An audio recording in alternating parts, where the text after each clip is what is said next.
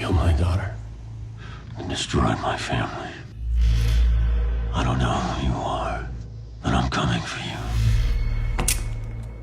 You're a good man, Arthur. A silent warrior. I am powerful. I am protected.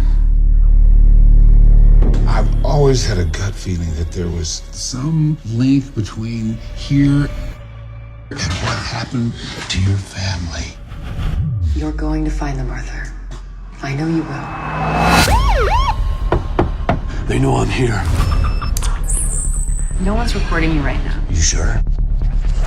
The people controlling all this, they're bringing people here, they're changing their names. So lucky to be here. There's an entire underground bunker. The people here in Wonder, they're all trapped. What does it have to do with you? They killed my daughter. We're pinning down the truth. I never wanted blood on my hands. He's gonna end up hurting himself or someone else. It's a war, Jimmy. Between the dark and the light.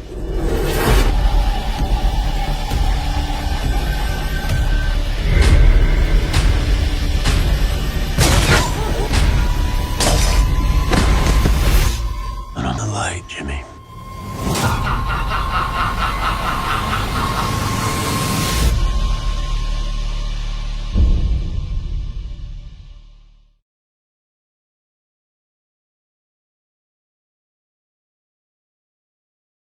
All right, welcome to the new episode of the Rock and Roll Ghost podcast. I'm here today with director April Mullen about her new film, Wander, starring Aaron Eckhart, Tommy Lee Jones, and Heather Graham. How are you doing today, April?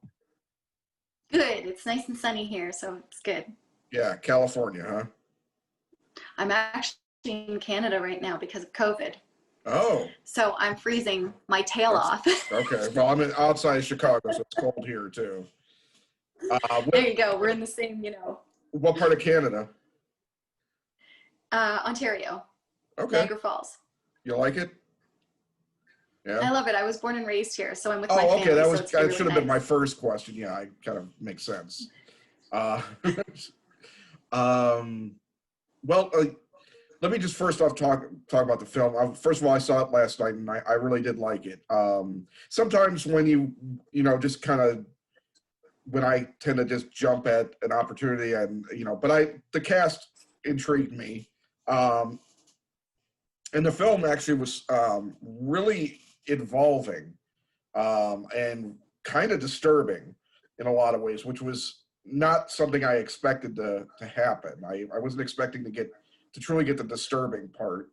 And Aaron Eckhart's character plays, for just a quick, I'm terrible at these, but he plays a character whose family was injured after he was investigating something sinister, and he's become a bit of a conspiracy theorist and hosts a podcast of his own out in the desert with Tommy Lee Jones, a fellow like-minded conspiracy theorist.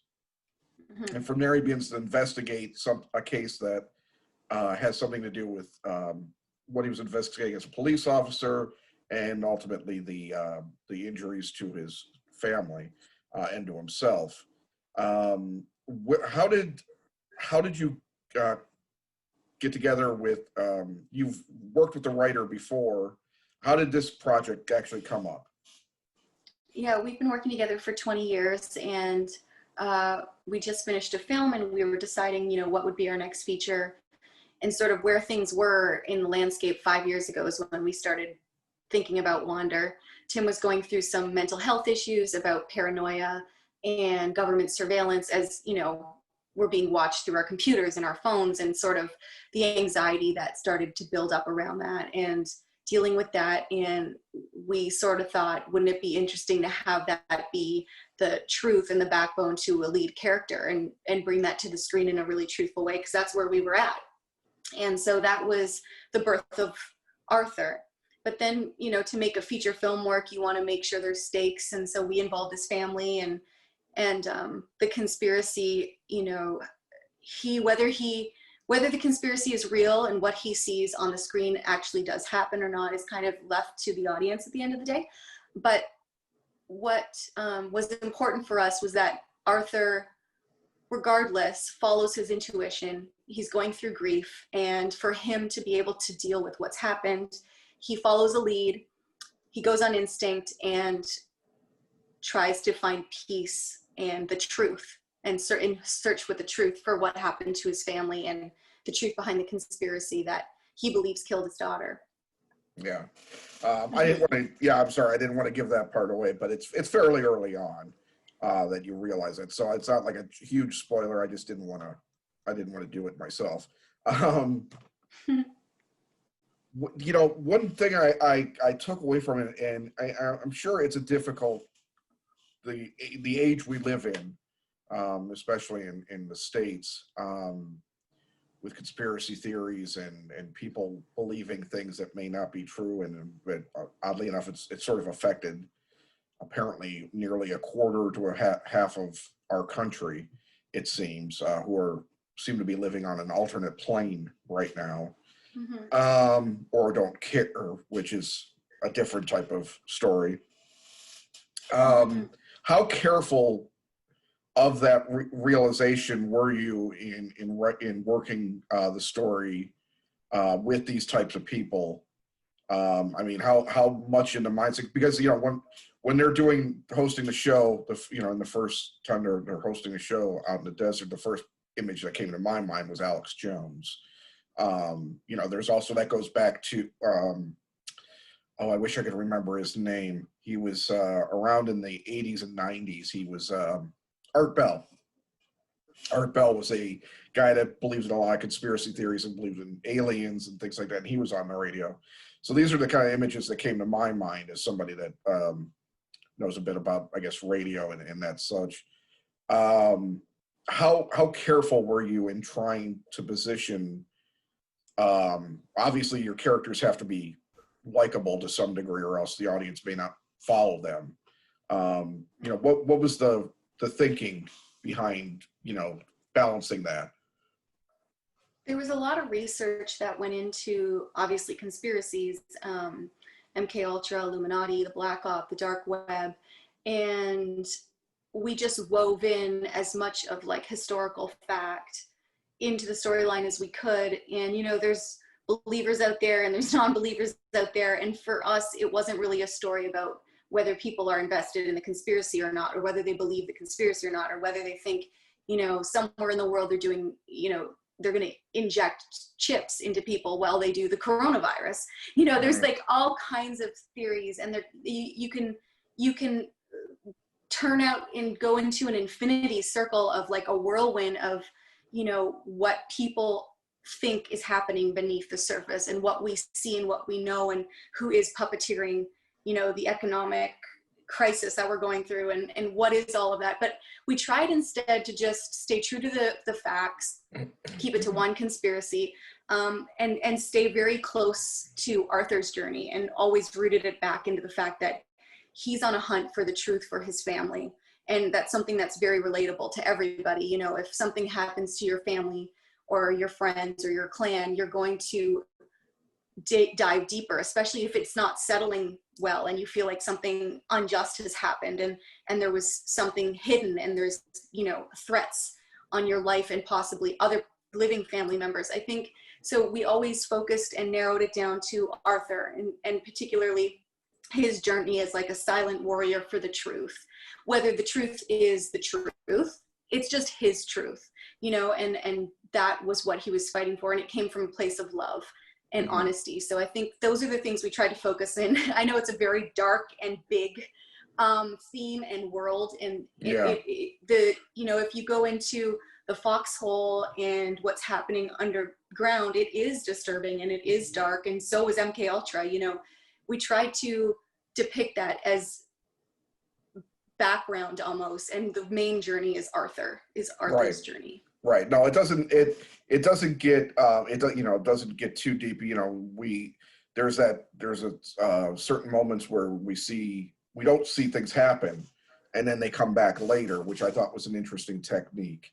You know, and it is an interesting time for a film like this, you know, because it does touch on something that is happening more and more. I mean, conspiracy theories, I mean, I'm sure they've been around longer, but the biggest one I always grew up with was the Kennedy assassination, which is one that I'm not much on conspiracy theories, but I feel there's enough proof that it wasn't just Oswald, but you know, a lot of people say, well, that's BS too. So it's like, but I think the internet has chastened and sped up these sort of things. You know, I think people thought the internet was going to be the great leveler, it was going to be the gift of education. Instead, it's confused things even more, oddly enough. And I think that's to blame.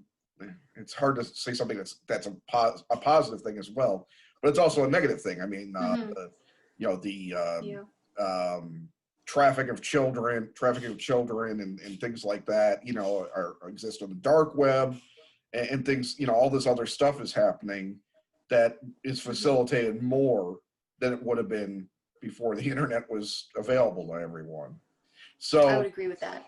You know, it's an interesting thing. And then you also have like a dimension in the film, the opening title cards about the indigenous people, where the film was shot. What was the actual impetus behind just saying something about this, for the fact that you were on their land filming? Because it wasn't I was expecting, I guess, more of an indigenous people based film when I read that. So I was a little surprised thinking back to that title card. What was the whole thinking behind that? The title card included BIPOC, so that's people of color. You know, when we were doing our research with, you know, MK Ultra and government testing, a lot of the times what was happening in history, in fact, was that people of color, indigenous people, were predominantly the victims of human testing. Right. So we just wanted to acknowledge that truth and, you know, respect what that truth was and the history behind all of that. Yeah. And yes, of course, we wanted to acknowledge the land we were shooting on, because I always think that's important. But, you know, the opening sequence with the woman, she's an indigenous woman from New Mexico. You know, there's hints of it everywhere, but and it was never intended to be heavy-handed. Right. I just had come to a place in my career where not acknowledging that would feel false. So, you know, after doing so much research and sort of being in the world of human testing and you know, displaced people, we just felt it was crucial to say something, for sure, as filmmakers. Yeah, that makes sense. Yeah. And then there is a certain racial angle in the subjects later on that gets revealed. Yes, very much so. I mean, it does, you know, it's fairly obvious to start with. What was the filming like? What kind of, I mean, you don't have to give specifics, but what was your kind of budget like, and what was your filming time? I mean, what was the process from getting it written to getting it picked up to that, you know, the whole process of, you know, you said it was about 5 years. So, you know, the process basically in a nutshell, like getting it, the script to where you needed it, and then probably it's never done, obviously, because then you have to probably rewrite for budgetary reasons and blah, blah, blah. But I mean, you know, what was it like taking it from the point where you and your writer were happy with it to then selling it and then actually getting it made? It's hard to say happy with it. I don't think we're ever happy with even the script or the film. You know, you're always striving for something more, but that's okay, because that's what we're supposed to do. But we started writing 5 years ago and continuously always changing. And, you know, the script grew and then shrunk and then, you know, changed according to the actors that were cast, and the, you know, the different investors that came on board had notes, and the sales companies had notes, and distributors had notes. So all of those kind of over the 5 years kind of, you know, found their way into the polished script and what we actually shot. But financing it was very challenging. It's an independent film. It's very low budget, although there are phenomenal A-list cast stars. The below the line to actually shoot the movie, like the brick and mortar, whatever you want to call it, the below the line to shoot the film is very, very low budget, really small, tiny. So we had a small crew, it was about 40 of us in Carrizozo, New Mexico. Tim and I and James, producer, landed 6 months prior to shooting and started scouting and doing as indie filmmakers would, you know, finding where shoot, on the hunt for the perfect town, because Wanda really is a town and character in the film. So that took quite a bit of time. And then finding the locations, the community there were so embracive and supportive, and they let us into their homes, their high schools, and it was just an actual joy to be there. We all lived in these little motels for 6 months and ate at the same restaurant, the one restaurant in town. And it was inspiring to be there. And it felt very much like we were in a part, you know, in Arthur's journey, which was nice. As a director, I never really get to spend that much time prepping and shot listing and being in this, you know, in the actual locations, because usually you have to pay for them and they're in big cities and you don't have like run of the town and run of the streets, which was great. And a small film is kind of the only size where you can, like, you know, run and gun and move quickly. And we shot it within 20 days, and the editing process was seamless. We worked with an editor, Luke Higginson, that we've worked with on several other projects, and that was done in Canada, but then COVID hit and we were in the middle of post-production, and we had to do color correction, sound design, and the composing all remote, which was challenging, because the best part about creating the polishing kind of like big, broad, awesome, you know, finishing touches was done at a farm, which usually you love to be in the room and really collaborate. And it was a different experience, but thank God we worked with a colorist and the sound designers that we have, again, on previous films. Like, we had done 4 films with each of them. So there was like a shorthand there and a style of communication, which was really fabulous. So we were lucky that way, but it was kind of unlucky that it was in the middle of COVID, but we were so happy we made it to the finish line.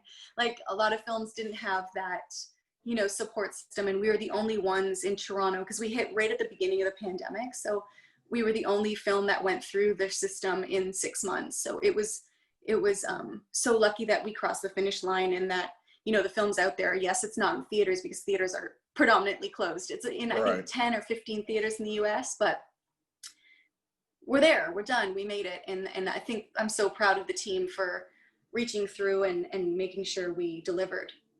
Yeah. Now, you said it took about 20 days, which is not very much. I mean, I interviewed a director that did 1 in 10 semi-recently, and that was shocking. 20 days with a film on this kind of scale with these people, Aaron Eckhart, Tommy Lee Jones, Heather Graham, Raymond Cruz is also in it.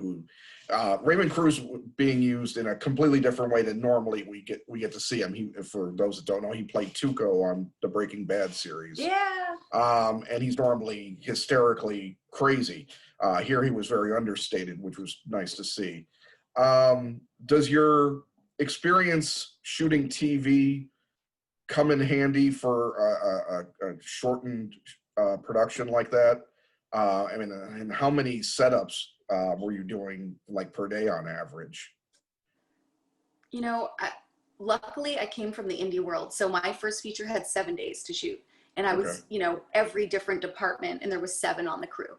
So I'm from a world of like grassroots, you know, run and gun guerrilla style filmmaking, which has come in handy while making all of the features and the TV that I do, especially the TV, because you're under such tight timelines there as well. You know, you have 7 to 14 days to do an episode, and time is everything.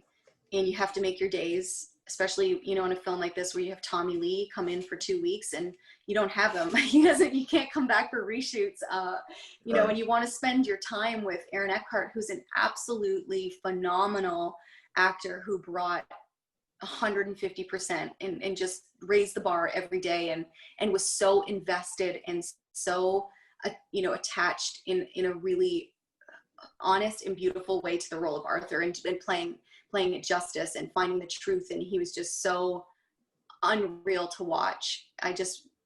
To be able to spend more time, I wish I had more time to spend with them and explore new ways. But a lot of the time, you know, setup wise, some days we'd have 2 cameras, most days we'd have 1.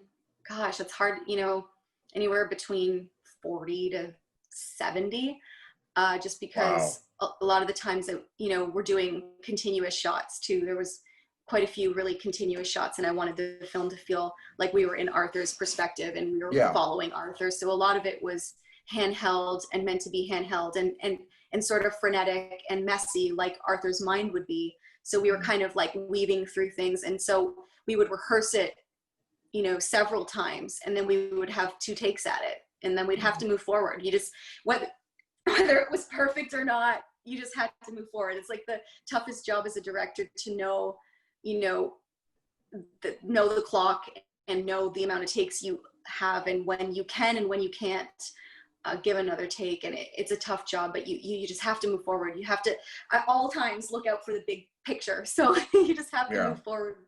Yeah. Yeah. With regards to getting, you know, these people that are, you know, I mean, Tommy Lee Jones won an Oscar, for God's sake. How does the process work getting people of this kind of caliber into a film with a minuscule budget shot, you know, in tight, you know, time frames? I mean, I suppose that part is kind of conducive to somebody's schedule. They say, okay, well, I mean, it's 20-day shoot for, like, say, but somebody like Aaron Eckhart, who's almost in every shot. You can say, well, you know, I'll make some more on something else, you know, I can do something kind of cool. Is that the kind of thing, you know, because how does that process work? What does it take to get these types of people for a film on this scale?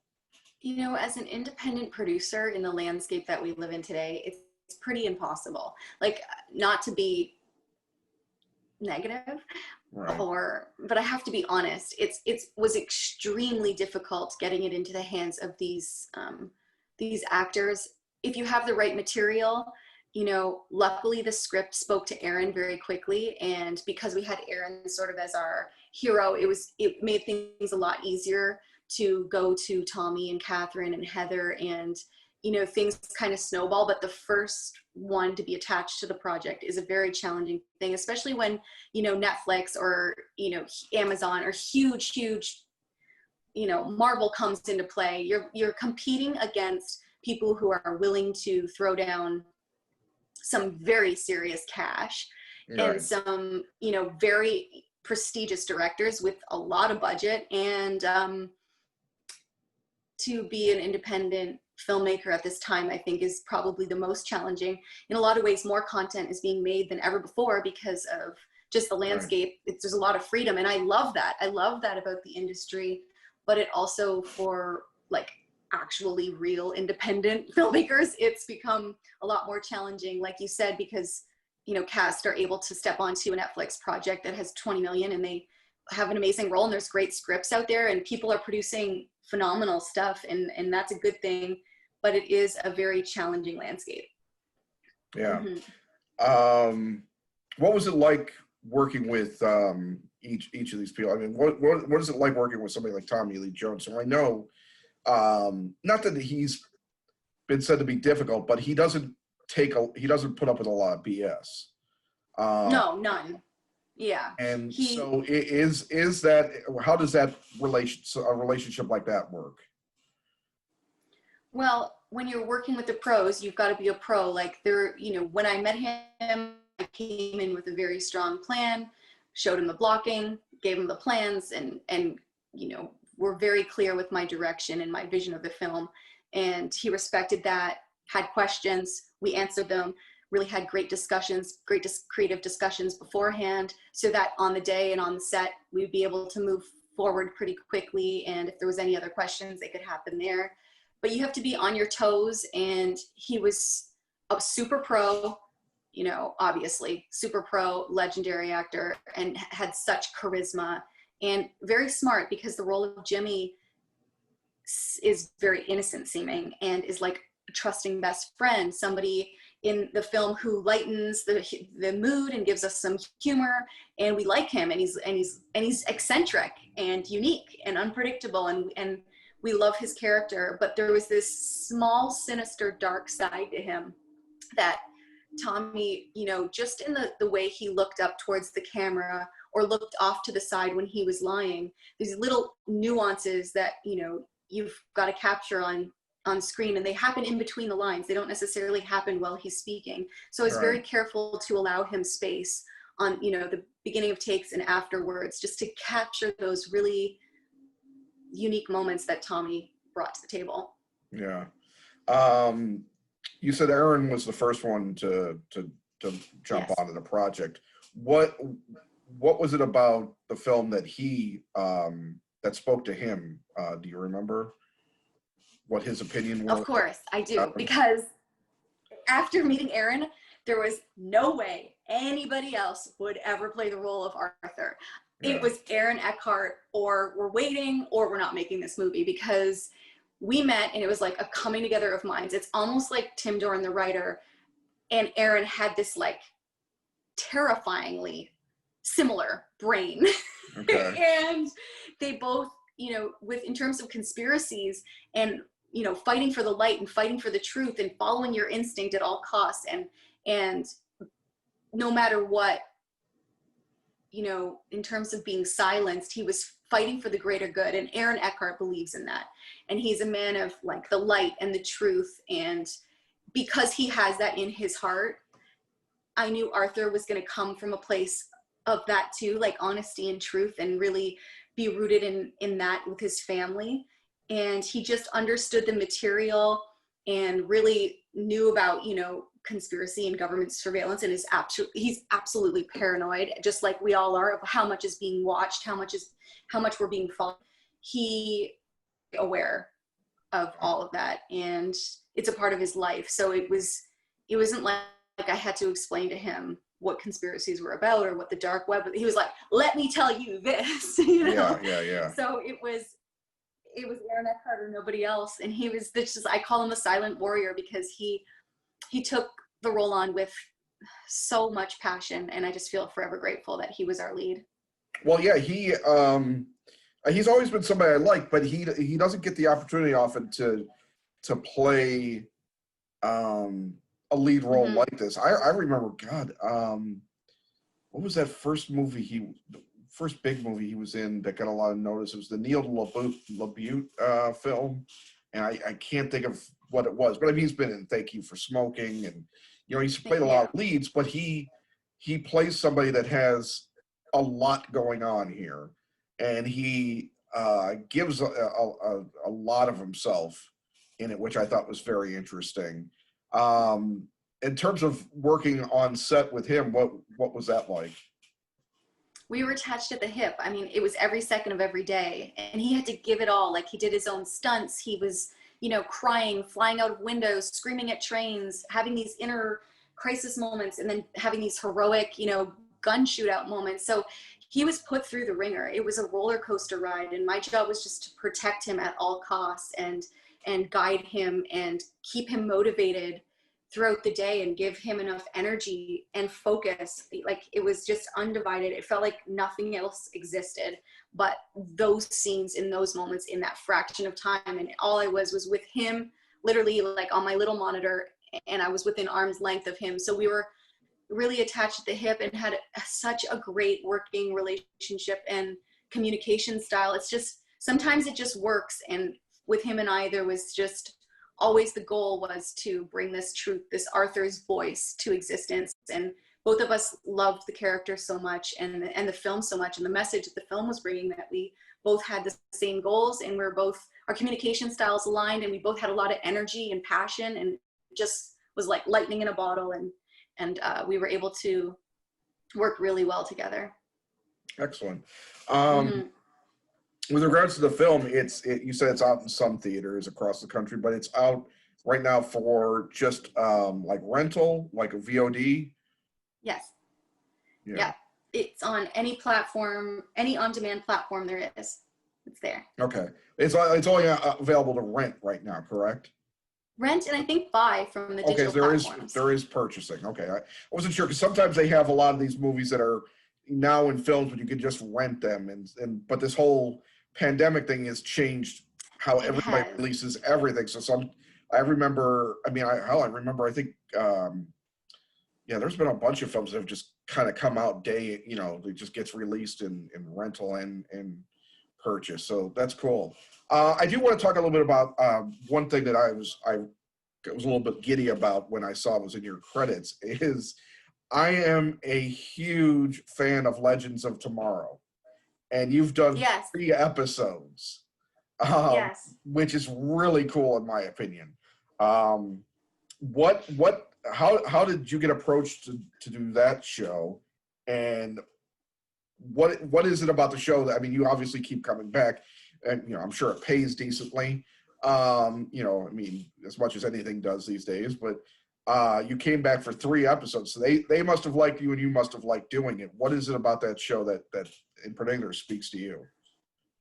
Legends of Tomorrow is eccentric. The tone is bizarrely unique and endearing, and you have these mismatch of really strong characters, like polarizingly different, and when you put them all on screen together, the chemistry is just like electrifying and so entertaining, and every episode is so cleverly written. It's almost like there's a theme and an homage to something, and you're able to do like, one of them was like a Chucky kind of throwback, and then one of them was like an Aliens. I loved my Aliens episode. It was so fun. But they really take big swings when it comes to TV, and especially like the comic books, that kind of superhero vibe. They really take big swings away from that, and they're fanboys, and I mean of film, like they're film lovers, and they take huge swings, and sometimes you're like, is this gonna work? Like, how are we gonna pull this off? It's a tight budget for TV, and the cast are just so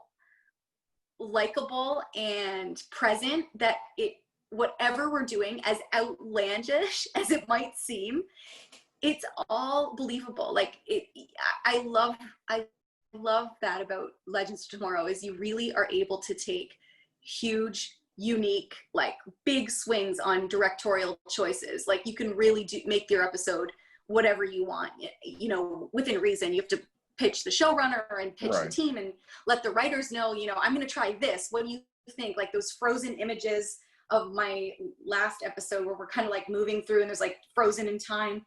They're just up for anything, and I love that about that show. I feel like they bring in a lot of directors and artists who really are able to set a stamp on their episodes, and they love that every episode is, yes, the same characters and continuous in a way, but they also have they can stand alone on their own with their own kind of tone and feel.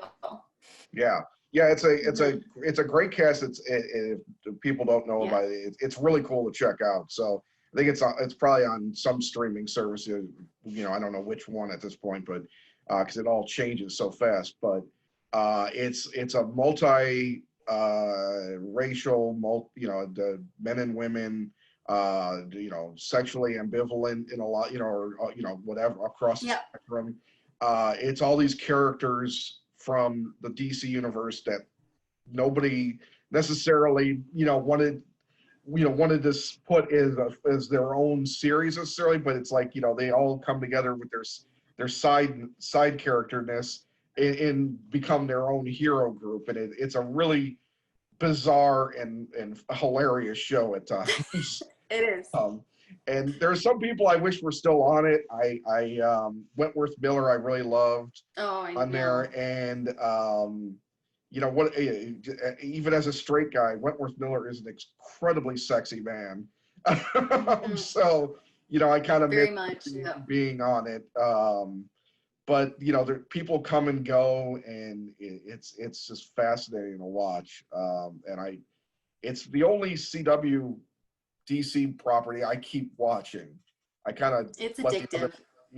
Because it's not the same. It doesn't get bogged down in melodramatic all the time. It's always clever. It's forward moving, even if it's moving back in time. Yeah, exactly. Yeah. What kind of things do you have coming up next that you're working on? What's happening? I shot a brand new Netflix series that's coming up December 14th called Tiny Pretty Things. Okay. It's a YA content. It's fantastic. The dance is absolutely stunning, and it kind of explores the world of dance in a very modern way with very committed teens. I loved working on that show. So that's December 14th on Netflix. And Blood and Treasure, I shot an episode last year of. and that's on CBS, and that'll be coming out, I think, in the new year. And I'm working on a feature film right now that we have been developing for 2 years called Hello Stranger. It's a sci-fi, and hopefully, all fingers crossed, whether COVID, we'll see what happens, but we hope to shoot as soon as possible. Yeah. Is that you and Tim working together again? Yes. Yeah. Okay. Awesome. Well, what kind of, I don't want to take up too much of your time, but I do want to ask you a couple side questions. What were the films that kind of influenced you to want to be working in this crazy business? I think life influenced me the most. I always worked with my imagination, and as a child loved bringing the neighborhood kids together and putting on some kind of show. Like I would do costumes and music and give people roles, and we would invite the neighborhood parents and for like a loonie, which is $1 in Canada, and we would put on this big spectacle in the park. And I started doing that at the age of 7. Like I think before it was just you even knew what a director blood. was. I didn't know what it was. And then when I became one, my mom was like, yeah, of course you are. My mom's like, we've watched you do this all your life. And I was like, oh, okay. It's too bad I went into acting for 10 years, although it helped. It always helps. But as soon as I went into the director's chair, I was like, oh, this is what I'm meant to do. It was just so obvious. And most of it, I think, my imagination, and I'm obsessed with the little moments in life that make an impact. And why do they make an impact? And it's like simple things where you see 2 people in an elevator, the way they look at each other, or the way someone ties their shoes, or the way the wind moved on one of the trees. I don't know, all these little moments in life that I find spectacular, and I want to try to capture them on film. And the fact that you can replay it and replay a moment is all fascinating to me. And I think I have a little bit of an obsession with time and moments too. Yeah. So. Okay. What was the point that made you switch from being an actor to wanting to direct? I mean, and how long of a process did that actually end up taking? It wasn't a long process because I was always kind of doing it, but wasn't doing it professionally. And then, coming out of theater school, Tim did a one-man play and I directed it, and I loved it. I loved doing the lighting palette, the music, and putting together the choreography and the blocking. And I really loved creating a full piece of a voice of something. And then that year I went to Los Angeles, like bright-eyed and bushy-tailed, all pumped up about being an actress. And I was like, I'm here, world. And there was the pandemic, like SAG, and not the pandemic. Of course I said that because there was this strike happened in Hollywood, and I was like, I don't remember another pandemic. Yeah. Yeah. And there were no pilots. Like there was no pilot season.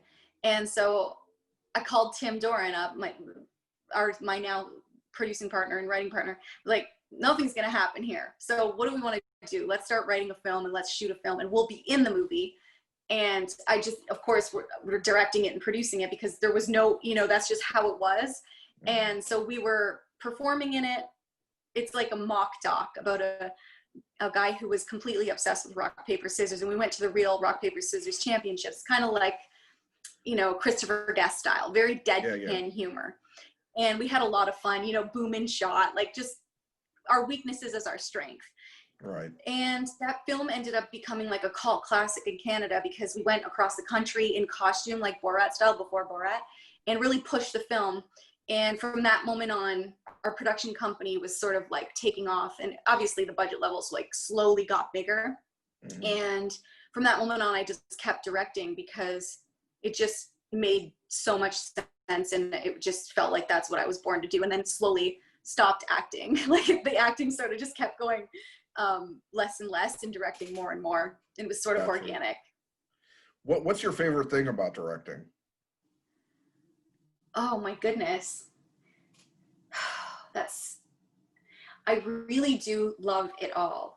Like I love being on set, yes, but I love crafting the script ahead of time in my mind, and the amount of endless options and trying to narrow it down into a tone. And then I love the kind of very isolated world of shot listing and creating that world in your head, but then bringing it out and then watching it come to life in front of you. I love working with actors.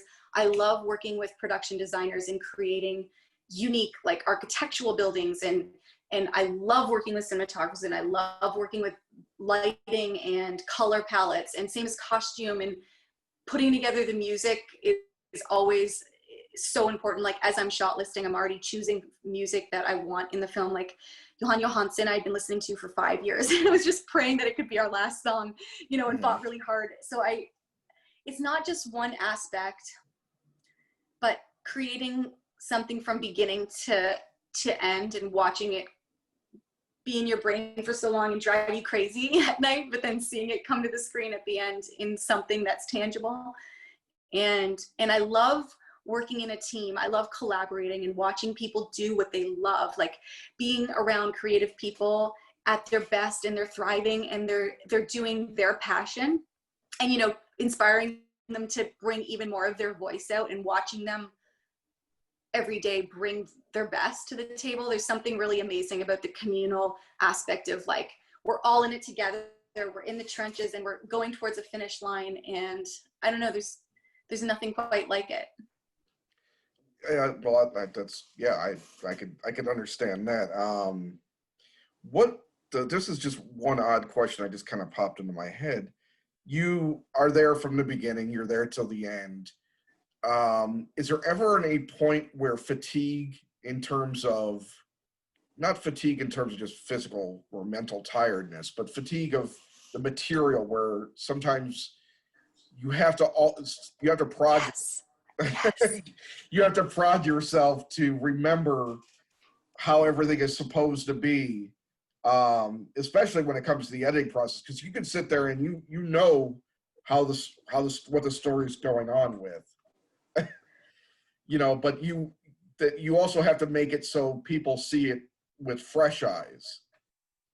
What's the difficulty level in regards to that? Staying committed and motivated to see a project not only come to finance, shoot, edit, and then to theaters or promo, and, like, even now, it's just the amount of motivation on a daily basis to continuously push the same creative project. Right. The spark is the fun part. And maybe in a year, for the year, it's like who you are as a person as well. So you really jive with the project, but it takes so long to finance something. But then by the time you're actually shooting, you're like, this idea is so old. Like, this is the April of 5 years ago. What am I going to do? Like, the world's about to see Wander, and this is April Mullen 5 years ago, where my brain was at. Like, can you imagine? And you just still have to be motivated and passionate about the project, and bring new people on, new blood on, and motivate them to be just as excited about the project. Right. So it's like, it's a very good question. It's true. Sometimes it's just, that's what I love about TV, is you're there for a month and you're out.